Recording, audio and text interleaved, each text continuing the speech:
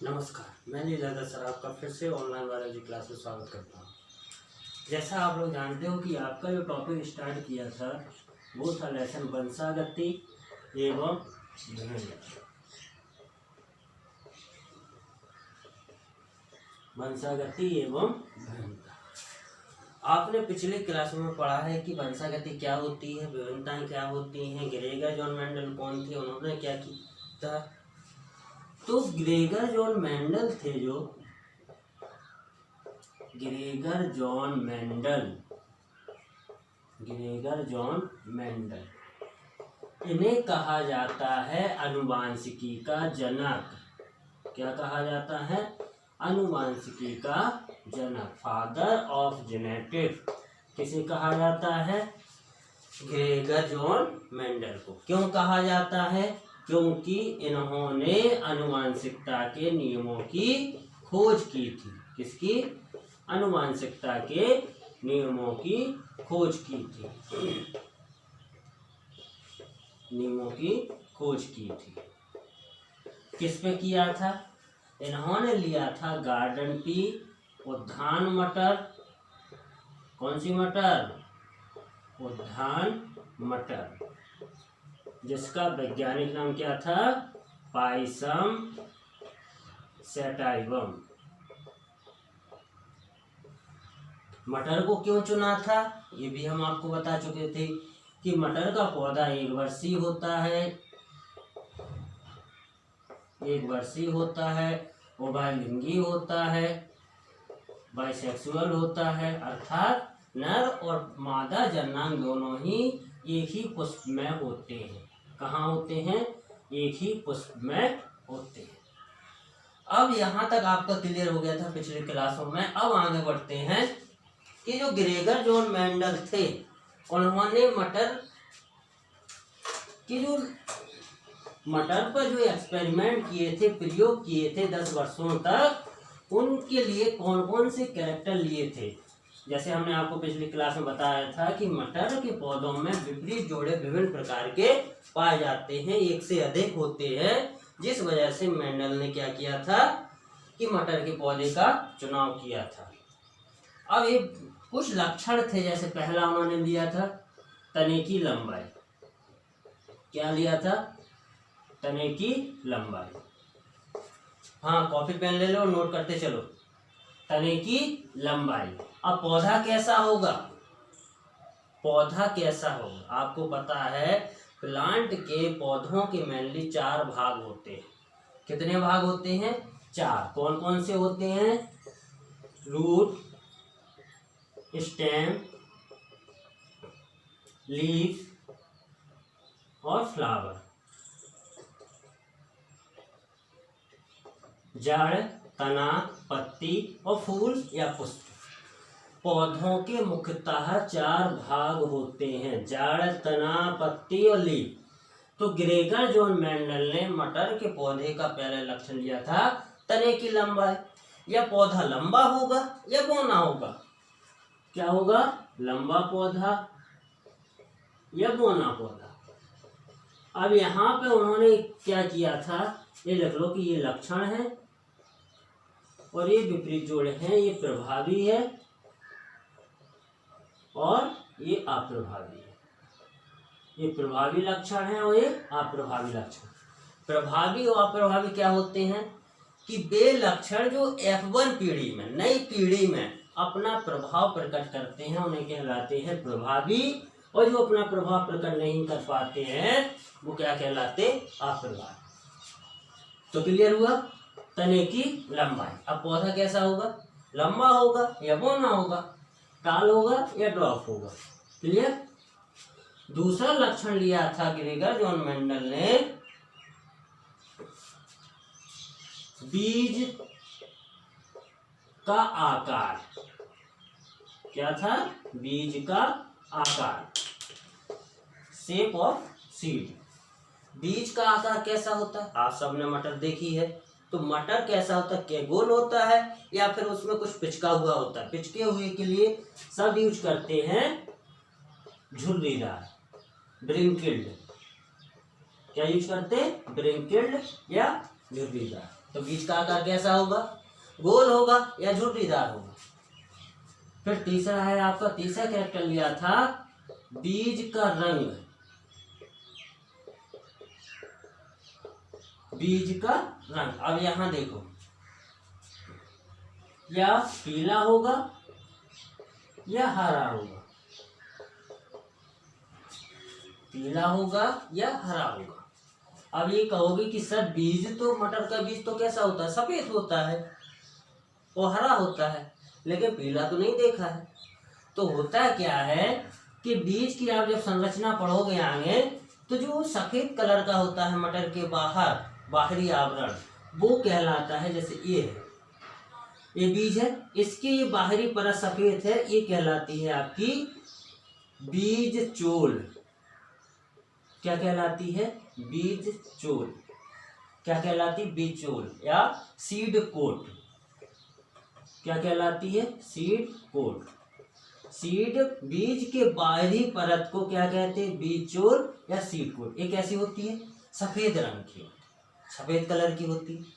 उस सफेद को जब आप निकालोगे तो अलग करोगे तो आपको पीले पीले कलर की संरचना दिखाई देगी। अब पीले पीले कलर की जो संरचना होती है उन्हें कहते हैं बीज पत्र। बीज पत्र या कोटिलेडन्स। क्या कहते? बीज पत्र। जैसे अपन कहते हैं ना, मटर की दाल, चने की दाल, जो दाल है चने की दाल, वो भी क्या है? बीज पत्र है। मटर की दाल भी क्या है? बीज पत्र है, जिसे बुंदेलखंडी में देउल कहते हैं। क्लियर हुई बात? तो यहाँ बीज का रंग कैसा हो गया? पीला और हरा। अगला कैरेक्टर लिया था मटर का ग्रेगर जॉन मेंडल ने, फली का रंग। फली तो जानते हो आप लोग, फली कैसी होती है? कैसी होती है? सफेद होती है या हरी होती है? यही होता है फली का रंग। फिर फली का आकार या स्थिति कह दो, आकार कर लो, स्थिति कर लो। ये फली कैसी होती है? फली कैसी होती है? फूली हुई होती है। कैसी होती है? फूली हुई होती है या सिकुड़ी हुई होती है? यही होती है फली। फूली हुई होती है या सिकुड़ी हुई होती है? क्लियर हुई बात? अगला है आपका पुष्प का रंग। पुष्प का रंग, फ्लावर का कलर। अब मटर में आपने फ्लावर तो देखा होगा। जो फ्लावर होता है मटर का, फूल जो होता है, वो बैंगनी रंग का होता है या फिर सफेद होता है? क्या होता है? बैंगनी होता है या सफेद होता है। अब आखिरी है आपका कि पुष्प की स्थिति। पुष्प की स्थिति कि पुष्प कहाँ लगा होता है, कहाँ लगा रहता है। तो स्थिति दो ही प्रकार की होती है। एक होती है अक्षीय और दूसरी होती है अंतस्थ, एक्सिलरी और टर्मिनस। अक्षीय और अंतस्थ, ये 7 जोड़े जो लक्षण थे मटर के पौधे से, ग्रेगर जॉन मेंडल ने ये 7 जोड़े लक्षण लिए थे। क्लियर हुई बात? नोट करो जल्दी।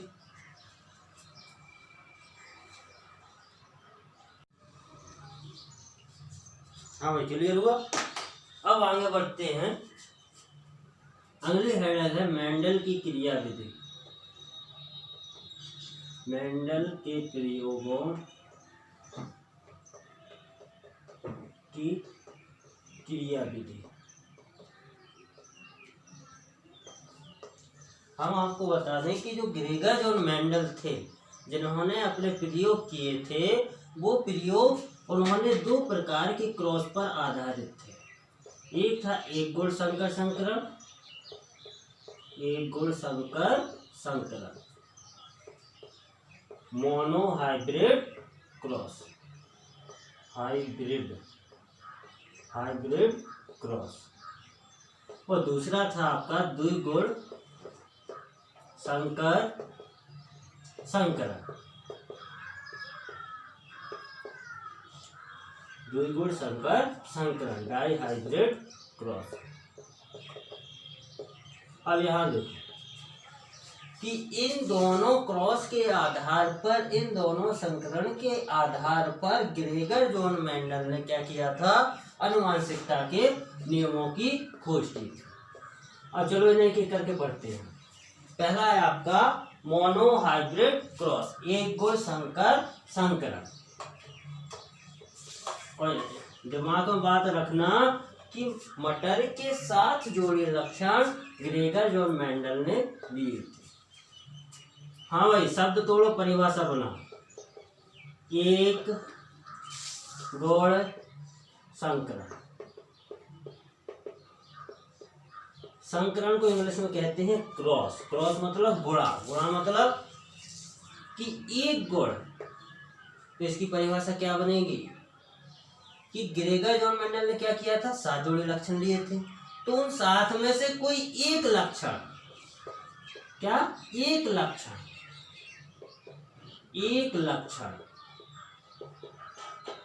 के विपरीत जोड़ों, किसके, एक लक्षण के विपरीत जोड़ों के मध्य, किसके मध्य, विपरीत जोड़े, एक लक्षण के विपरीत जोड़ों के मध्य, जोड़ों के मध्य होने वाला संकरण, होने वाला संकरण क्या कहलाता है, एक गुण संकर संकरण। क्या कहलाता है, एक गुण संकर संकरण।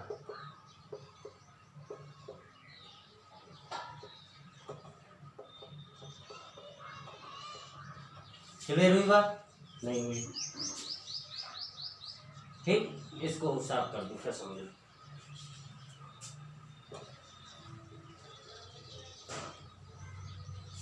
देखो भाई, नाम से ये स्पष्ट है, एक गुण संकर संकरण। हमने आपको पहले बताया था कि ग्रेगर जॉन मेंडल ने 2 प्रकार की क्रॉस की सहायता से आनुवंशिकता के नियमों की खोज की थी। तो पहला था आपका एक गुण संकर संकरण। तो इसकी परिभाषा क्या बनी कि एक लक्षण, क्या लिया, एक लक्षण के विपरीत जोड़े। 7 लक्षण लिए थे, 7 जोड़े लक्षण लिए थे। उन 7 में से कोई एक ले लो, उसके विपरीत जोड़ों के मध्य होने वाला संकरण क्या कहलाता है, एक गुण संकरण, एक गुण संकर संकरण कहलाता है। क्लियर हुई बात? अब इसको उदाहरण के रूप में देख लेना।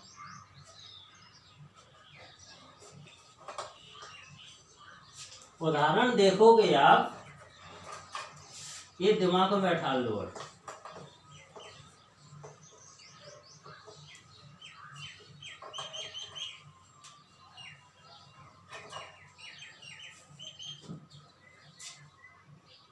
क्या बताया हमने, एक लक्षण, एक लक्षण के क्या लेना है आपको, विपरीत जोड़े लेना है। क्या लेना है, विपरीत जोड़े लेना है। बस कुछ नहीं करना। इन्हीं के मध्य जो क्रॉस होगा वही क्रॉस क्या कहलाएगा, क्या कहलाएगा, मोनोहाइब्रिड क्रॉस या एक गुण संकर संकरण।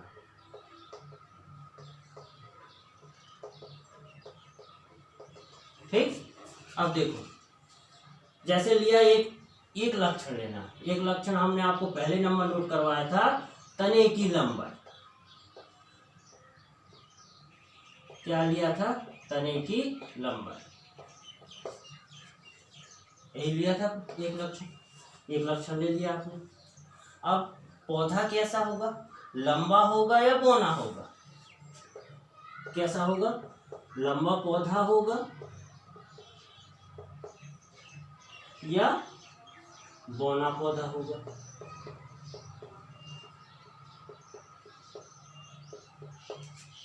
आपको हमने परिभाषा क्या बताई इसकी, एक गुण संकर संकरण की, कि एक लक्षण के विपरीत जोड़ों के मध्य होने वाले संकरण को क्या कहते हैं, एक गुण संकर। यहाँ देखो आपको क्या लिया, एक लक्षण लिया, एक लक्षण लिया, उसके विपरीत जोड़े कौन से होगा, पौधा लंबा होगा या बौना होगा, हो गया विपरीत। अब इन पौधों के क्या होंगे कि जो युग्मक बनेंगे, ग्रेगर जॉन मेंडल ने इनके युग्मक लिए कैपिटल टी और इसके युग्मक लिए स्मॉल टी।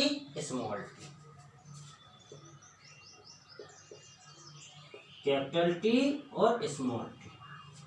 जब जोड़े में युग्मक समान होते हैं, ध्यान रखना इस बात को, नोट करो जरा।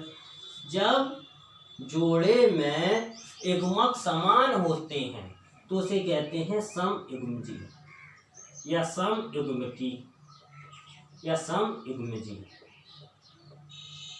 होमोजाइगस। ठीक, जब जोड़ों में क्या होंगे, युग्मक कैसे होंगे, समान होंगे तो उन्हें क्या कहोगे आप, समयुग्मकी या समयुग्मजी। और जब जोड़ों में युग्मक कैसे होंगे, भिन्न भिन्न प्रकार के होंगे, असमान होंगे तो उन्हें क्या कहोगे आप, विषम युग्मकी, हेटेरोजाइगस। क्लियर हुई बात। तो यहाँ ये युग्मक कैसे हैं, समयुग्मकी है।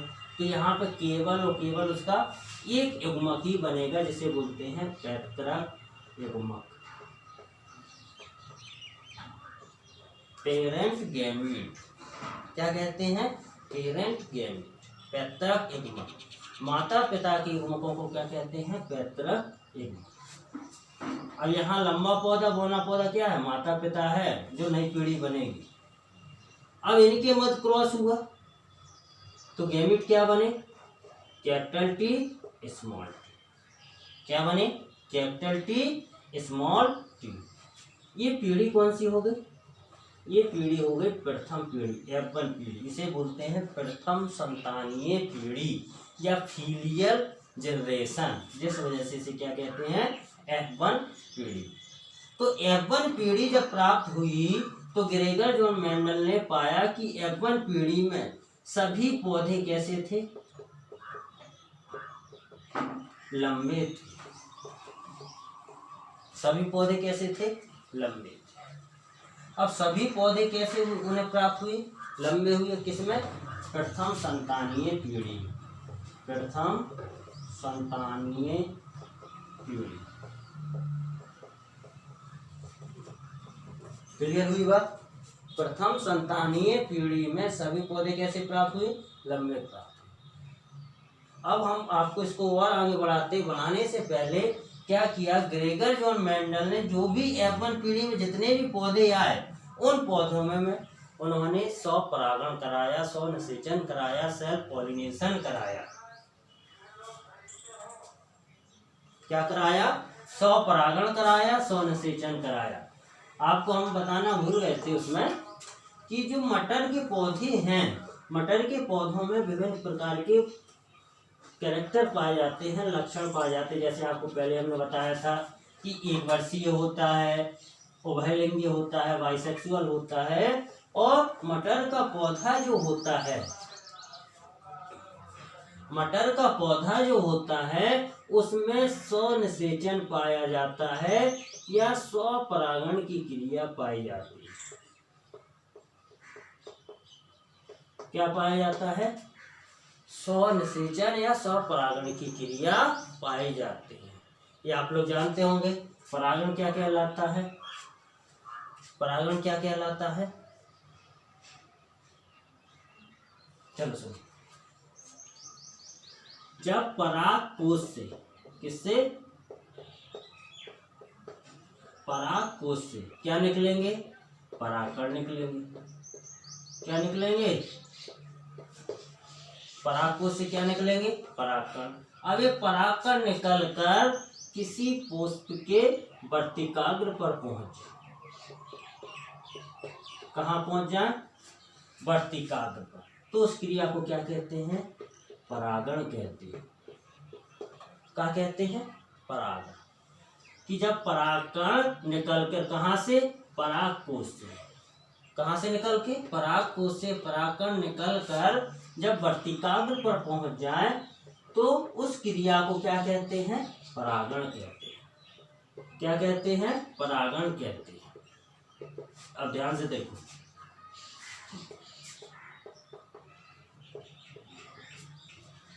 कि जब परागपुष्प को इंग्लिश में बोलते हैं एंथर लोब। क्या कहते हैं? Anther lobe. अब उसमें क्या होते हैं? एंथर होते हैं, परागकण होते हैं, पोलन ग्रेन होते हैं। ये पोलन ग्रेन निकल कर किससे? एंथर लोब से, परागपुष्प से कहाँ पहुंच गए? स्टिग्मा पर। तो उस क्रिया को क्या कहते हैं? परागण कहते हैं, पॉलिनेशन कहते हैं। क्लियर हुई बात? अब ये पॉलिनेशन होता है दो प्रकार का। कितने प्रकार का? दो प्रकार का। एक होता है आपका परपरागण, क्रॉस पॉलिनेशन, और दूसरा होता है आपका स्वपरागण। क्या होता है? स्वपरागण, सेल्फ पॉलिनेशन। ठीक, क्लियर हुई बात? पॉलिनेशन क्या होते हैं? दूसरे।